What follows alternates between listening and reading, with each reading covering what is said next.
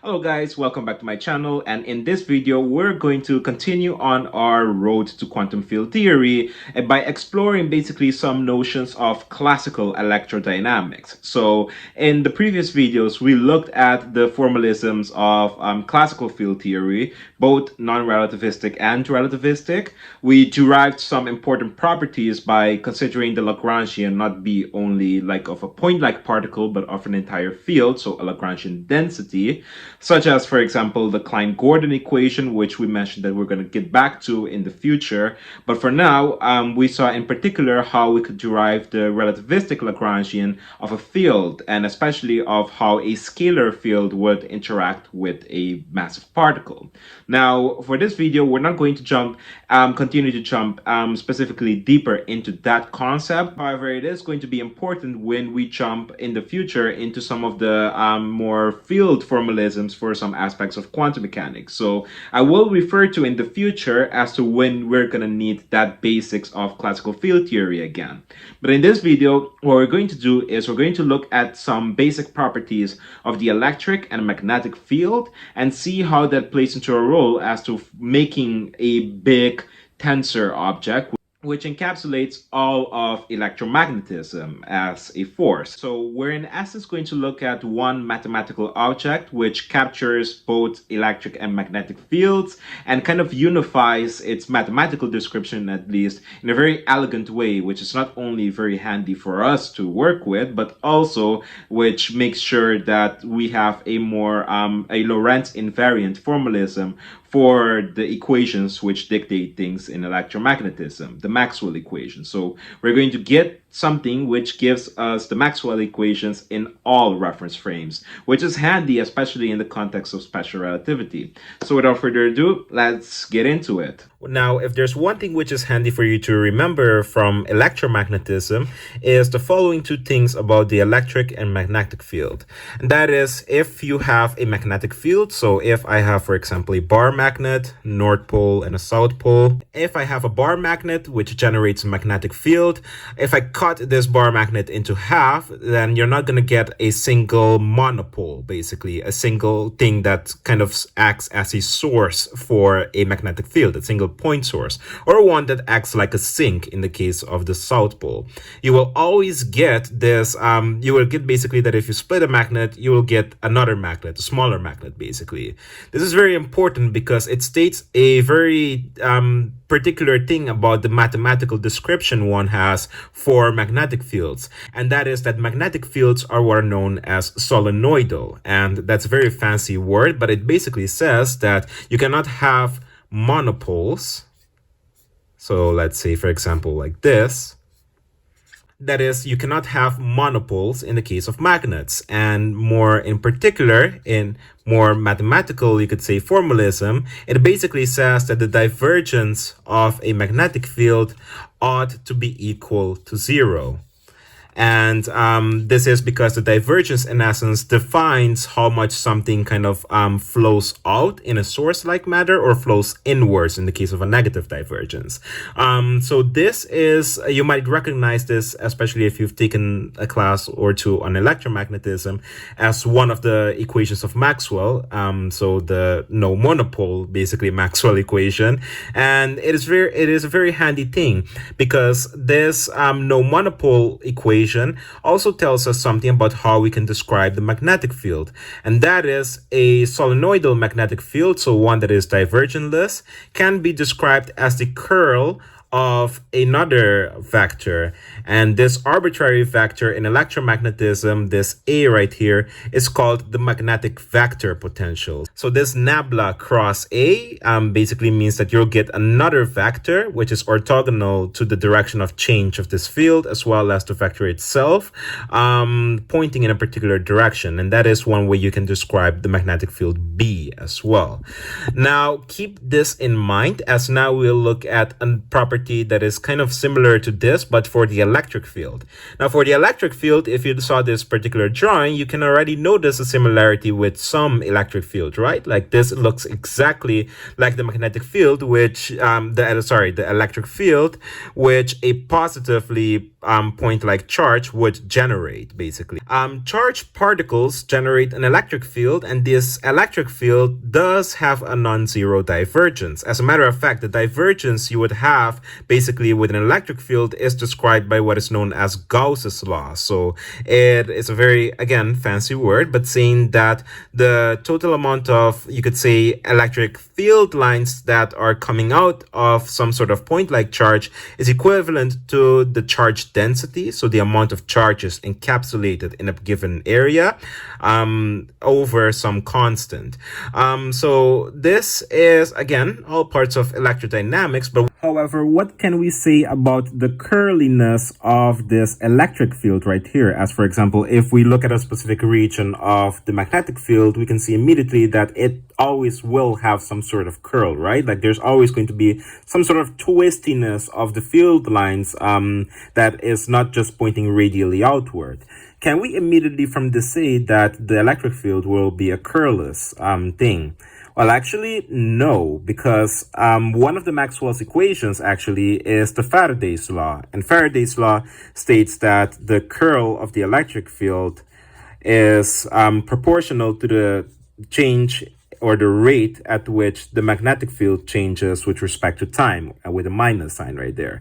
Now, that might seem like I throw it out of nowhere, but this is something, a particular expression which was especially defined experimentally by experiments done by Michael Faraday, which he had a magnet or a magnetic bar and was passing that through these different coil wires, which you might have seen such an example, especially if you've done some physics before. But in essence, because you have this wire going about, so this wire containing a conductive material, so free electrons, as you put the magnet through this wire, and as the flux basically, so the amount of magnetic field lines passing through the area of the wire, as that changes, that causes motion for these charges. So that generates basically some sort of current in essence. And this moving of this bar, which causes this induction current, is corresponding with this law right here, which is the Faraday's law. And the way in which you can visualize this by just deconstructing what this equation says is that if I have a graph, it looks like this. Doesn't mind what the x and the y-axis stands for. You can just think of it as just spatial coordinates. If I have a magnetic field that is either pointing into or out of the whiteboard, then let's say it's pointing out of the whiteboard. So something sticking out like that. So some sort of magnetic field.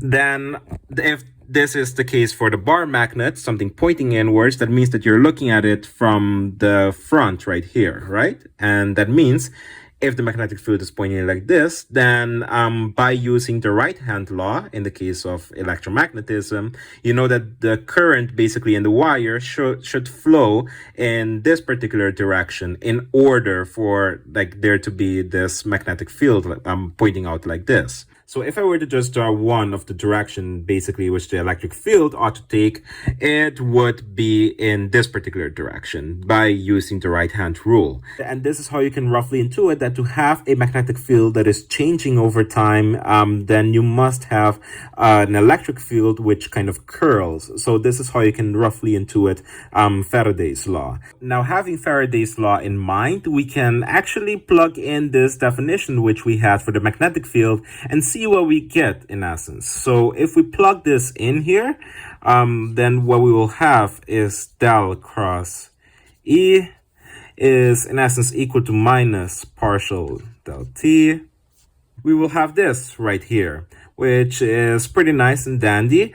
One other thing which we can see is that when doing this negative partial derivative right here, one thing which we can also do is when we see something like this, we can put the derivative immediately into the A right here. So basically what I'm saying here is that I can put this minus del del del t into the expression right there, into this right here, with still on this side the curl of the electric field. The reason why this is so nice is that we can now just use rules of multivariable calculus, whereas it says that if we have two curls right here which are adding up, then it will be the same as if I'm taking the curl of just this one giant object, which basically encapsulates of this right here minus this right here. So if I do that, what I will be remaining is that it will be the same as taking the curl of E, the electric field. In this case, minus times minus becomes a plus, plus partial derivative of the magnetic vector potential with respect to time equaling 0.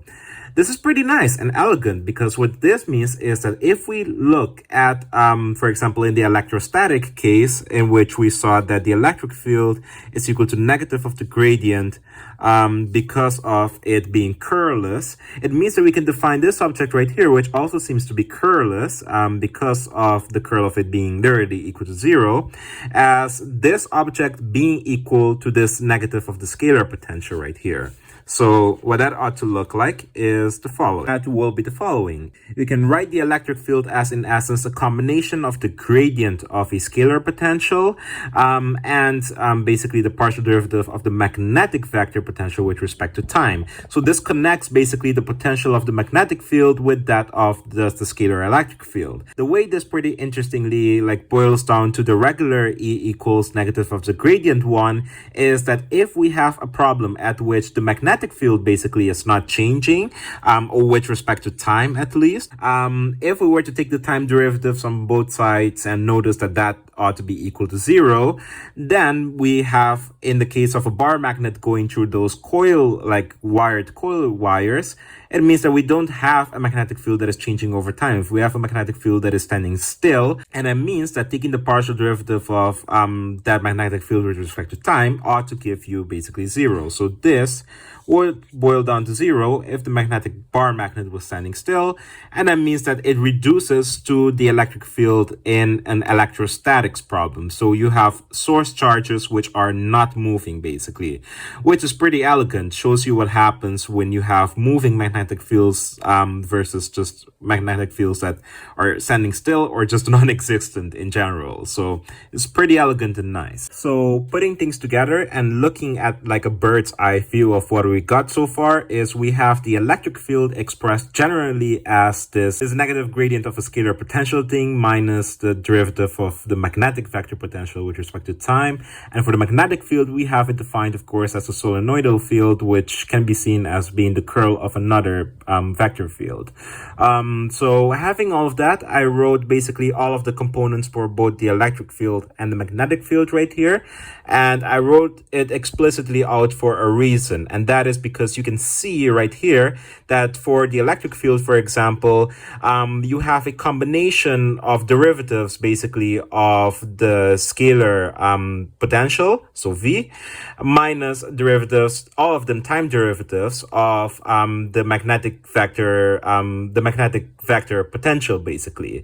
It runs with whatever the component is. So basically if it's an x component, then you take the derivative of the x component with respect to t. For the y component, do so with the y. For the z component, do so with the z.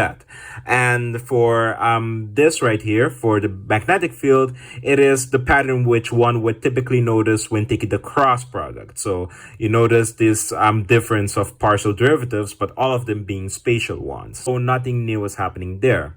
But seeing how this, for both the electric and the magnetic field components, it is a combination of like these differences between derivatives of components for A, it implies that we can make a generalized object, A, which contains all of the components for our magnetic vector potential, so AX, AY, and AZ, but it can also contain a zeroed component, which in this case, we could say represents some sort of scalar potential. And this object is an object we might be able to call, for example, a mu. So a mu will be a 4 vector. So this is where we transition on from the regular language of electrodynamics, classical electrodynamics, with just multivariable calculus, and jump into the more elegant notation which we build up of 4 vectors and such. So this will be a 4 vector which has indices running from 0 to 3. So 0 being the time component, 1 to 3 being the spatial ones, and the 0 element in this case will be the scalar, you could say that scalar potential V over C, and all of the other stuff will just be the spatial components of the A, which we had originally. So it will be AX, AY, AZ in Cartesian coordinates, and something else maybe in some other reference frame. But why, you might think, well, why is it 1 over C times V? Like, well, a hunch which you may have is, well, it probably has something to do with special relativity, which of course you wouldn't be wrong. This is, after all, we're building a more relativistic notation because we want this thing to be Lorentz invariant. But that's not just it. That's not just smuggling in 1 over C, because for all we know, it could have been V multiplied by C. But the reason it is particularly 1 over C, or a way in which I saw one of the books at least mention it, which is pretty nice, is that it's for dimensional reasons. Scalar potential, in the case of an electric field, it would have a unit of volt, while the magnetic vector potential would have a unit of volt over speed, you could say. So it would have a unit of volt seconds per meter. So in order to have this zeroth component be of the same unit as this, then you would want to divide by velocity, as if you divide v over meters per second, then this flips around and goes into the numerator. You have your s, and you have over m right there in the denominator. That's why you have this over C, and that C ensures Lorentz invariance in one way or another. So if we take a look at the electric field as well as the 4 potential which we just defined, there's a way in which we can write all of this, especially this combination of partial derivatives, in terms of tensor components. But there's one last thing that is missing right here, and that's one last piece of the puzzle, and that is writing this derivative itself as a sort of a 4 differential. This 4 differential, there are 2 versions of it, one with an upper index and one with a lower index. The one with a upper index, so say del mu, that would entail basically that the temporal or zeroth component of it would have a negative sign, so 1 over C d dt, and all of the spatial terms would be positive, so d dx, d dy, etc., etc. This would be the contravariant, you could say, for differential. The covariant one would be pretty much the same, but except basically the zeroth term would have a positive sign, and all of the other ones, all of the spatial terms would have a negative sign. So 1 over c d dx, d dt, sorry, and minus all of the spatial terms right here. So let's, sorry for that notation right there, but you get the point. And so let's look at this and try to write it in terms of the 4 differential type of notation, and then see what that would entail actually, well, by actually looking at the components involved. So if, for example, we see this, then we see immediately that there's a derivative with respect to x happening right there. So there is a the derivative with respect to x in this case would entail that the index right here would be 1. So d dx. And it is of v, which in this case right here corresponds with somehow with the 0th element, right? So we can write a 0 right there. And it is minus, in this case, d dt. And this d dt would imply that now it is a derivative with respect to the temporal term, so the 0th term of ax. And ax means that it is the first spatial term right there, so a1. So it is this type of combination that is happening. But now, of course, we want to see how the minus signs play a role into this. Like, for example, d dx in this case. Does this 4 differential already have a minus sign entailing it? No. If we do the comparison and look right here, that doesn't seem to be the case. So we have to add that minus sign ourselves. I know it seems rather sloppy right now by just eyeballing things, but I swear it will pop out to be something very elegant as we continue to move on with it. And for this right here, where we have our DDT, there's a minus sign here, and this zeroth component already has a minus sign. So if I were to take that into account, that this already has a minus sign right here, I can capture the minus sign into this del 0 because it already has a minus sign. So it's like I'm adding a negative number. So this would be a plus right here. So we have this right here to be our definitive combination of our 4 differential contracted with our 4 potential. So if we were to write out exactly what this entails, what it would entail, by the way, I'm just going to write it in a different order. So is the same thing, but I'm just putting the -1 on the other side. It will become apparent soon. So if we were to write out exactly what this stands for, then what this stands for is having -1 over c. This right here, A0 is V over C. So if we were to see this V over C, we know that this 1 over C can be taken out because it's basically a constant. So it will be 1 over C on the outside, and then del just of V. Now, what this corresponds to is if we take the 1 over c out, if we take 1 over c basically out and leave everything else inside, we will in essence have this right here, which is pretty nice actually, because that's exactly what the electric field actually stood for.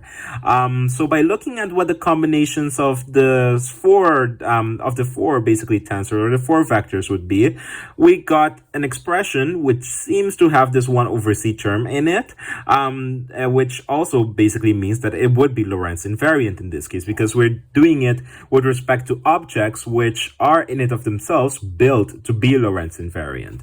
If you don't believe that statement, by contracting, for example, this right here with its covariant partner, you could say you will get something which is nicely covariant, and that is basically if we contract del mu with del mu lower index.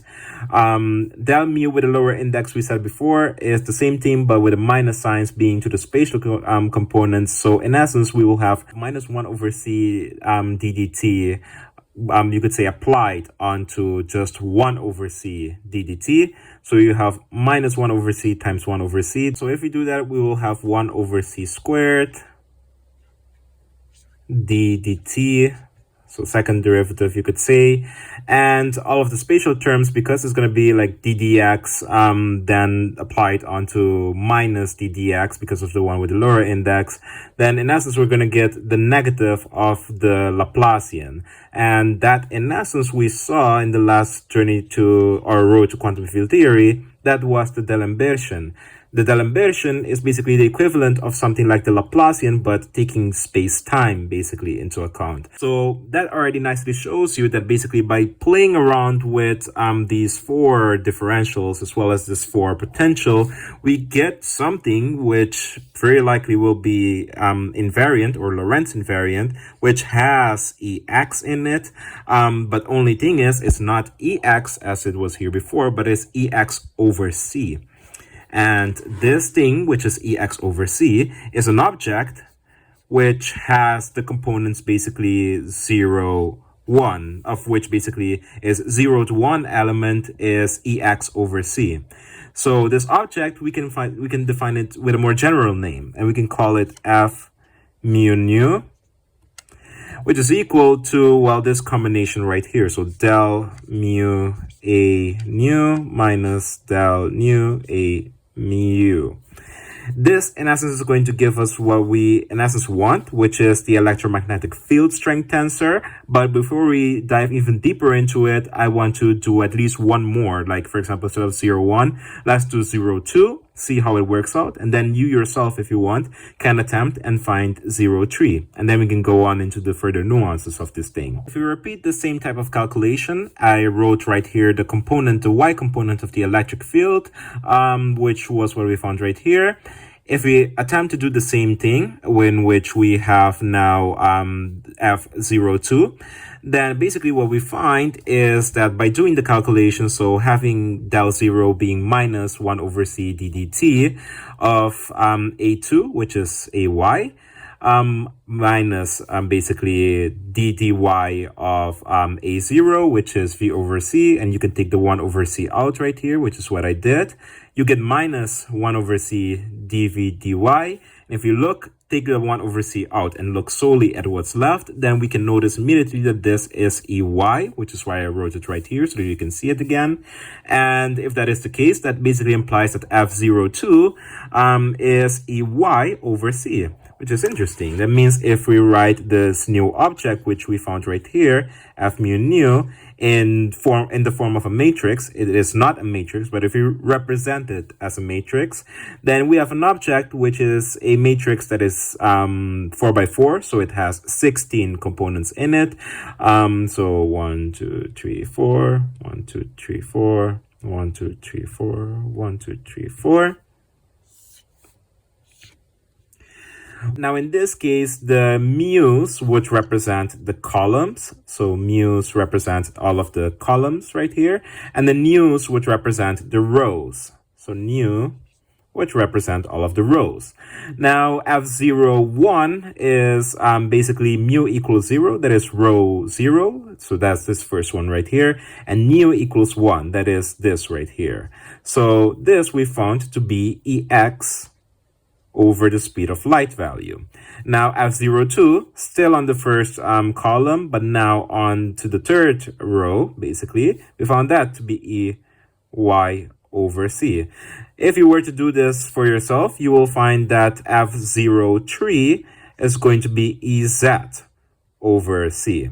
So that is pretty nice. Now you're wondering, we have 3 components or 3 elements of this thing, but there's still 16 minus 3, that is still literally about 13 left. So how the heck do we do this thing?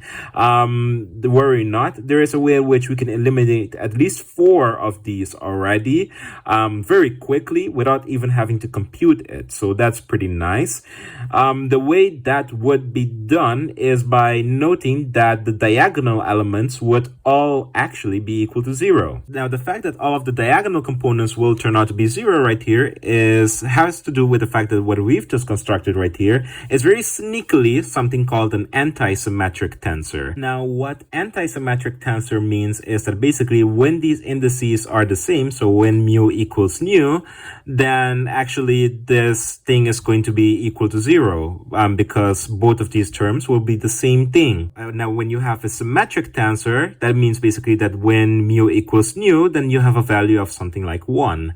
But in this case, because this is an antisymmetric tensor, you will get all diagonals being equal to 0. But of course, if you want to see how this works, let's take, for example, mu equals 0 and nu equals 0 and compute that basically. So if we have f, basically we're looking at this right now. If we have f0, 0, then what we will have is del 0, a0 minus, well, del 0, a0. Without even plugging in the values, by just looking at this alone, you can immediately say that, well, this is a particular object, this ought to be the same object, so that ought to be equal to 0. You're free to plug everything in, but you will bump into the same thing. So this right here will be equal to 0. As a matter of fact, it can be quickly shown that this is the case for all of the diagonal elements. If we say that this is 1, 1, then this will be 1, 1, 1, 1. Again, you have similar objects. The thing will be equal to 0. So that, in a nutshell, shows that all of the diagonal components will be equal to 0. That is pretty nice. Now, what about the components which are at the edge right here, but are basically right here instead of here? What might these things have in common? Well, we know that for this one, for example, it is f01. And for this one, for example, it is f10. Now, a very interesting thing is that for antisymmetric tensors, the thing which we will find is that f01 is equal to minus f10. So if this was to be a symmetric tensor, then f 0, 1 would have been equal to f1, 0. And there's one symmetric tensor which definitely you know if you've been following this playlist, and that is the Minkowski metric. The Minkowski metric tensor, which is minus 1, 1, 1, 1, and all other things right here being equal to 0. Well, this is a symmetric tensor. This, for example, if eta mu nu was, for example, at 1, 1. 1 basically means that if we go to the first column, first row, then we get a value of 1 right here, so it's 1. If we swap the order around, well, it's just going to give 1 again. If we do, for example, at 3, 0, so basically we're looking at the third column, first row, then what we get is 0. But if we look at eta 0, 3, then what we get is 0th column, 3rd row. So it's basically this. That is also 0. So this is a nicely behaved, well, symmetric tensor. This, however, is not going to be that in particular. And we can plug in as well to see that that is going to be the case, that this is what we're going to get with antisymmetric tensors. So let's do f1, 0 first. So f1, 0, that is going to be del 1, a0 minus del 0, a1. So plug all of that in. That is in essence going to be del 1, that is ddx, a0, that is v, 1 over c right here, minus del 0, that is this minus 1 over c ddt. So it's going to be plus 1 over c ddt ax right here. Okay, this is pretty interesting. And finally, let's take basically 1 over c out. What we're left with is the v dx plus the ax dt. Now this is pretty similar to what we found before with f1 with f01. With f01 we found this 1 over c thing as well, but with minus signs in front of all of these things. The ones with the minus signs which we found before with f01, that corresponded, for example, with the x component of the electric field. In this case we find it but with the opposite signs for both this one and this one. So it means that what we're getting right here is just the negative of the x component of the electric field, that over c, basically. So the statement which I mentioned holds, that basically what we're going to get here is the same thing which we got before here, but with minus signs, basically. So I'm going to write that out. So I wrote this out, and what we're left with is basically these right here, which are basically the same values as what we had for 0, 1, 0, 2, 0, 3, but with a minus sign in the case of 1, 0, 2, 0, and 3, 0.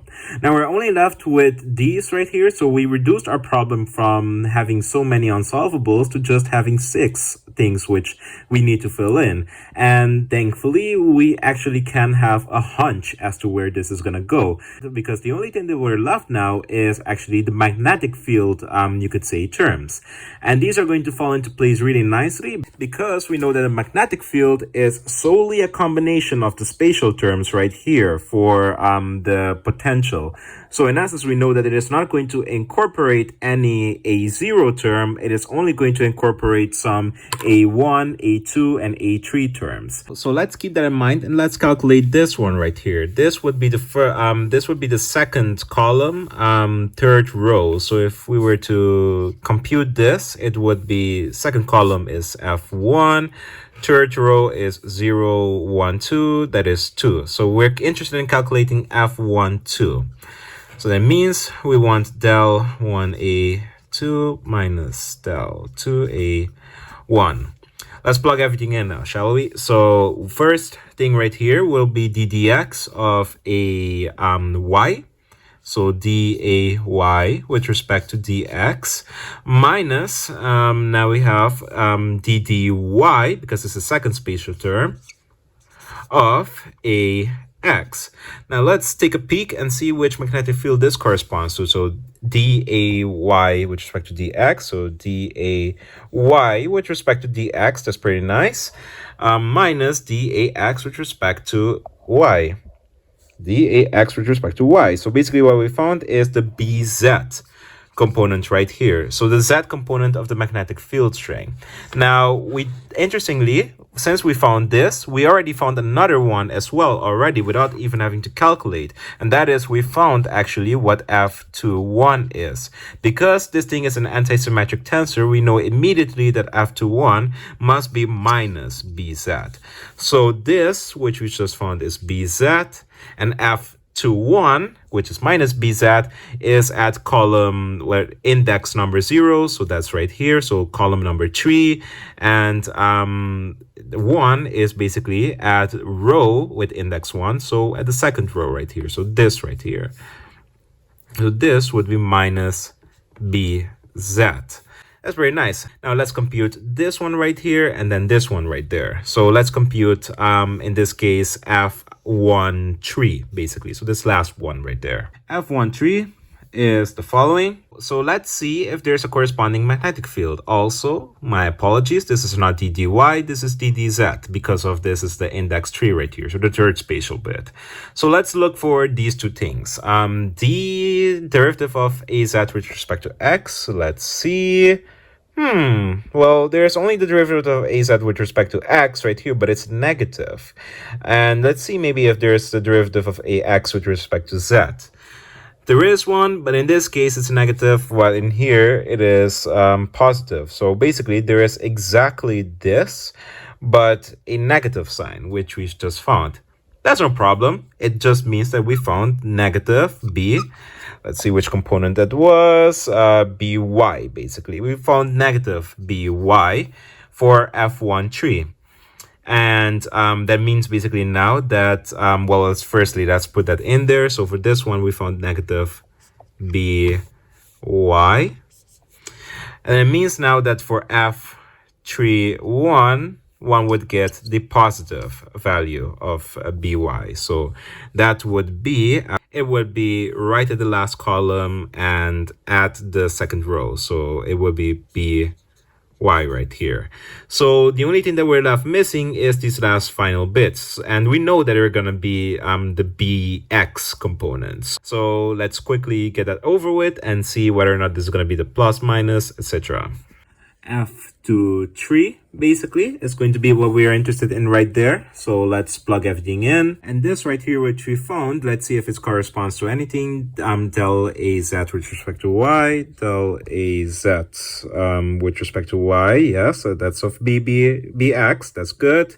Let's see if we have found just this right here. So negative ay with respect to z. Yes. So that means basically that we found bx and that this is what this last missing piece is going to be. So bx and f32, which is this one right here, is going to be negative bx. So negative bx. And like so, we in essence basically derived all of the components for the electromagnetic field strength tensor, which is quite fascinating. This allows us in essence to write the Maxwell equations in a Lorentz invariant manner, which let's try and do that now. Now, in order to write the Maxwell equations in a more compact way, we do need to introduce one last tensor, and that is the current 4 vector.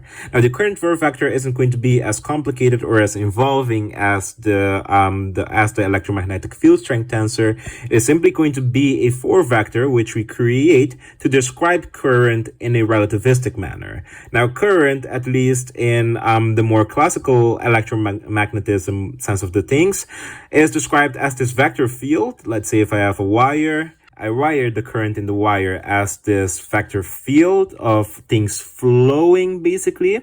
And if I look at, say, a cross section of this wire, so if I take a cut and piece of it, then I can model basically the electricity going through this little cross section as this fluid type of behavior, or more exactly as this plasma type of behavior. So this fluid that is flowing is consisting basically out of charges, so out of these little charges, in this case electrons. So as you can imagine right here, there is a relationship between the number of charges that one has in here, like the number of electrons, for example, with the current that is flowing in this particular wire or in this cross section that you're interested in.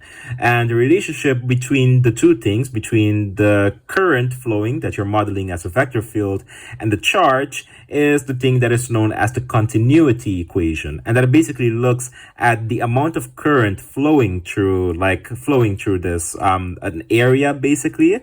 The divergence of this current, of this vector field, and the current is indicated with big J, it must be equal to the negative of the change in the charge density of this material that you have.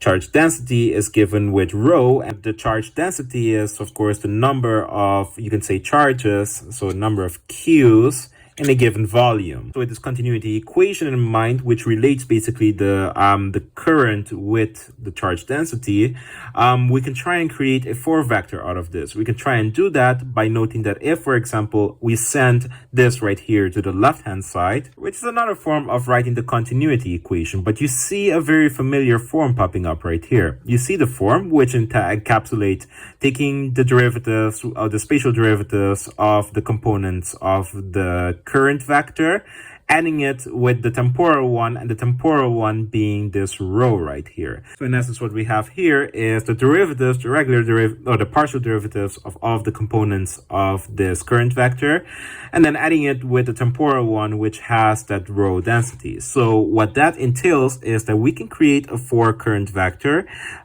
which we will denote alpha, which consists out of a zeroth element, so a temporal one, which depends on the current density, and all of the spatial ones being dependent on the actual current vector, so Jx, Jy, and Jz. And not just that, but we're going to add a C right in here to, again, make the dimensions, you could say, consistent. So we can easily see why this C is here instead of like having it divided by C or something, and that is for unit reasons, as I mentioned, and you can see it right here. Current, for example, has a unit, or at least current density, has a unit of current per area, so amperes per square meters, and amperes itself stands for coulombs per second. So if you write that, we have basically a unit for the current density, which is coulombs per seconds per square meter. Now for the current, for the charge density, we have charge per volume, so coulombs per cubic meters. But if we multiply it by C, which is just a velocity, then we have coulombs per cubic meters times meters per second, and that results, because of the cancellation of one of the m's right here in the denominator, it results into the coulombs per seconds per square meter. So it fits right here with the units for the J. So hence why the speed of light is right here. So if you look again back now at Maxwell's equations, so we have all of our Maxwell's equations right here. We can, first and foremost, for the Ampere-Maxwell law, we can notice that there's a mu naught epsilon naught right here, which can be written as 1 over c squared, because that, by definition, is what this mu naught epsilon naught stands for. It stands over 1 over the velocity squared of something moving through the electromagnetic field. That something happened to be the speed of light. And then we can, let's say, grab this first bit of the Maxwell's equation and write it outwards and see with which terms basically it corresponds with the electromagnetic field strength tensor. We can now, in a very elegant way, actually write Maxwell's equation using the electromagnetic field strength tensor as well as the current for a vector. So actually, let's look at one particular thing first, and that is if we use in this case the covariant for differential and contract it with the EM field strength tensor, then actually, very interestingly, what we will get is the J tensor, which we just defined. And you can check this out for yourself, but basically, this is going to be, because these two indices are the same, you're going to contract these two tensors to get a rank 1 tensor, basically. And the rank 1 tensor will so happen to be the current 4 vector. And to be a little bit more convincing as to this argument, let's take the case at which nu is equal to 0. And nu equals 0, what we will have is del mu f mu 0 is equal to J0. And we saw that the J0 component is C rho from the 4 current. So it's going to be equal to, say, rho. Now, if we plug all of these things in, because it's a contraction, it means that we're summing over the derivatives with all of the indices. So in this case, f1 will be minus ex over c. But because it is the covariant derivative 1, and the spatial terms are all negative spatial derivatives, so minus ddx, minus ddy, etc., these minus signs will cancel each other out, and we'll actually be left with dx, for example, of ex with respect to c. Now, very interestingly, what we got from this is, in essence, Gauss's law for electromagnetism, and in particular Gauss's law for charges. Because if this c was to be equal to 1, like if we were using natural unit and c equals 1, then what we will have is just a derivative of ex with respect to x, of y with respect to y, and z with respect to z is equal to rho. And it should be rho over epsilon naught, but I assume in the book of which I was referring to, they were using some other unit system, and that's why the epsilon naught is not there. But in essence, what you got is the same thing as you would write in vector form. That is Gauss's law. That is this right here. Or if epsilon naught was equal to 1 due to some funky unit system, then just this equals rho, which is very fascinating. So that is encapsulated in this. But that's not the only thing that we get from just this simple expression right here. We also, besides Gauss's law for electric fields, we also get the Ampere-Maxwell equation from this. And that is because we have this J right here. And we know that the Ampere-Maxwell equation is, in essence, having the curl of the magnetic field being equal to something with the current in it. So the way we can get this is by simply looking at the other indices for this current 4 vector. So where nu equals 1, 2, or 3. So let's say nu equals 1.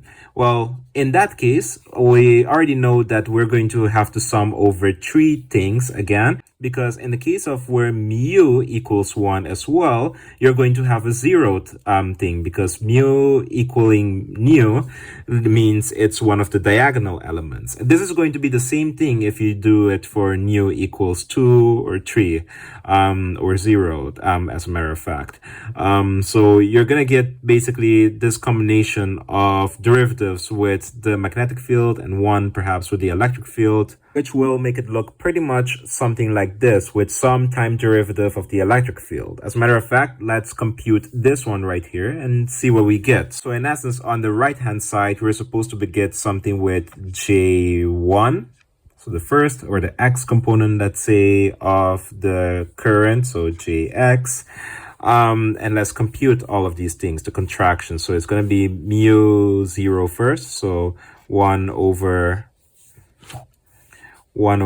c d dt of, in this case, starting with f0, so f01, f01, that is going to be ex, so ex, and 1 over c, so we get 1 over c squared. We said already that mu cannot be equal to 1, so mu equals 2. That is going to give partial, in this case, because it's a spatial one, minus partial with respect to x of, it is going to be f21, so f21 minus bz, that minus is going to turn this into a plus right here. And then lastly, we have mu equals 3, so minus del dz, and f31, that is going to be f31 by, so minus by right here. So we're going to get something that looks like this, which sounds about right, especially if we were to take the curl of the magnetic field, we will get something like this right here for this patch right here. And this, it does seem to correspond with the partial time derivative of E. And this mu naught epsilon naught right here is actually 1 over c squared, because that is what actually 1 over c squared is defined as. This combination of natural constants is the thing which gives the speed at which something traveling through this medium, electromagnetic field, actually, and with no mass, like in a vacuum, the speed at which that travels, which happened to have been the speed of light. So this is pretty nice, and you get basically these two things all written in one compact form right here, which is shown with this. Now, the other two Maxwell equations that we have left, I won't do in this video, and that is the no monopoles law and the Faraday's law, although these can be quite nicely obtained as well. And the way to obtain them, well, one of the main steps is that you have to find the covariant tensor, basically, or the one with the lower index, basically, of this one, or the dual tensor of it, so to say. So you have to find this with a lower index, and that's going to bring all of these B components onto the outskirts right here. So it's going to bring them right there. And then in a very similar fashion as we found the Maxwell equation that captured Gauss's law for electric fields and the Ampere-Maxwell law, we can do the same thing and find it for the other two laws which we're missing. Doing it, however, involves knowing some things like the Levi-Civita symbol, or the totally antisymmetric symbol, if you will, which I have covered in my Journey to Relativity in this video if you're rather curious, want to tackle it, and aren't patient enough.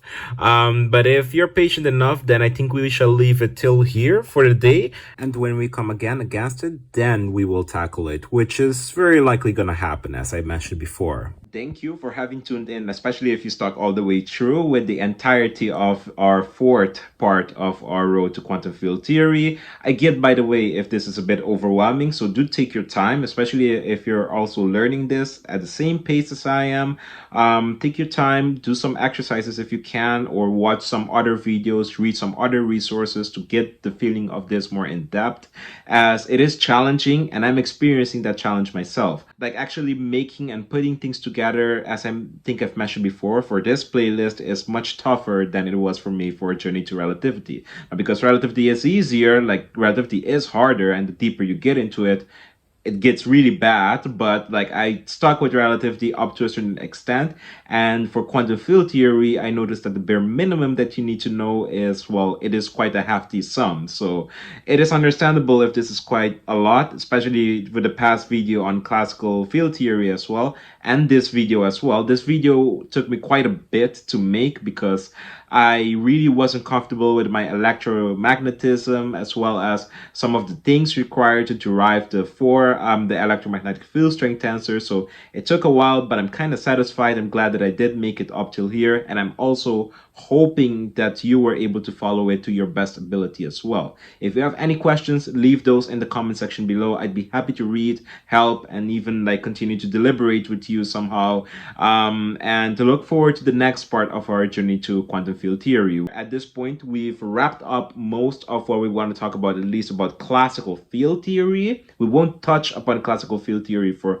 quite a bit now, and I'm actually going to jump immediately now into some quantum mechanics. So not quantum field theory, but just regular quantum mechanics, which already is very interesting in and of itself. So look forward to seeing you guys there, and the plan is still the same, that we tackle quantum mechanics, at least the basics, up till Pauli spin matrices, and then jump a little bit more into some group theory, which I already have a good source for, and I'm looking forward to it.